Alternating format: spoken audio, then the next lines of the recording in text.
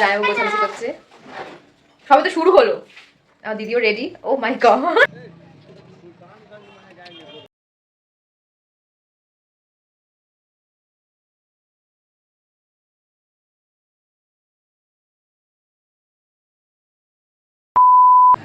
আজকে হচ্ছে ডে 2। এখন আমরা সকালবেলা রেডি হয়ে গেছি সুন্দর করে। এই যে আমার মনে জামাইবাবু গোছাগুছি করছে, সবে তো শুরু হলো। দিদিও রেডি। ও মাই গড, আমরা সবাই এখানে রেডি হয়ে গেছি। তো আজকে হচ্ছে আমাদের লাস্ট ডে অফ ট্রিপ, তো সেই জন্য সেকেন্ড দিন আমরা সকাল সকালই হোটেল থেকে চেক আউট করে নিচ্ছিলাম। যেহেতু আমরা গাড়ি বুক করে নিয়েছিলাম সেই জন্য গাড়িতেই জিনিসপত্র রেখে সকালে ব্রেকফাস্টটা সেরে নিলাম এখানকার ফেমাস লিট্টি চোখা দিয়ে, যেটা খুবই ভালো লাগছিল খেতে। আর এখানে মনা একটু পুরি খাচ্ছিল আর আমিও এখানকার জলেবিটা ট্রাই করলাম, যেটা বেশ টেস্টি লাগলো খেতে। তারপর এখান থেকে চলে এসেছিলাম আমরা অনুকূল ঠাকুরের আশ্রমে, যেখানে আমার দিদির আসার ইচ্ছে ছিল না, তাও আমরা এসেছি, যেহেতু ঘোরার জায়গা তাই ঘুরতে তো হবেই।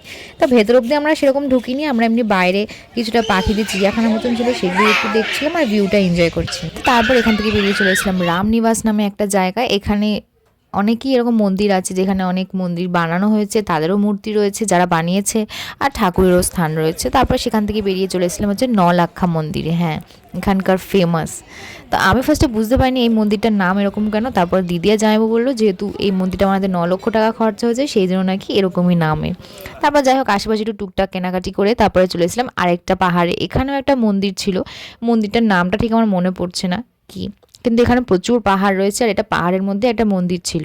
আর এর ওপরে অনেক উঁচু অবধি পাহাড় ছিল, যতদূর আমরা যেতে পেরেছি সেখান থেকে ভিউটা দেখো জাস্ট অসাধারণ। কারণ সারা দিন এত ঠান্ডা কুয়াশার মধ্যে এই রোদটা আরাম লাগছিল।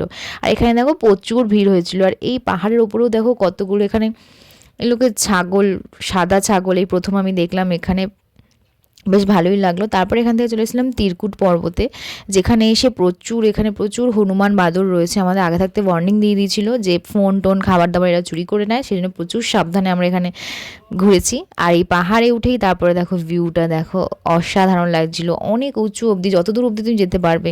কিন্তু বেশি দূর আমরা যেতে পারিনি, কারণ তারপরে আমরা জানতে পারলাম যে আমাদের ট্রেন ক্যান্সেল হয়ে গেছে, যেটা ছিল হাওড়া অবধি জেসিডি থেকে। তারপরে কোনো রকমে দুপুরে খাওয়া দাওয়া করে চলে এসলাম স্টেশনে দেখো সন্ধ্যে 7টা বাজে আর সব ট্রেন দেখো ক্যান্সেল, কারণ দুর্গাপুর বা বিহারের ওখানে কোনো একটা মালগাড়ি উল্টে গেছে, সেই জন্য সব ট্রেন ক্যান্সেল হয়ে গেছে। আর এরকম সিচুয়েশনে কোনোদিন আমরা পড়িনি, দেখো ঠান্ডার মধ্যে স্টেশনে রীতিমতো আমরা কাঁপছিলাম।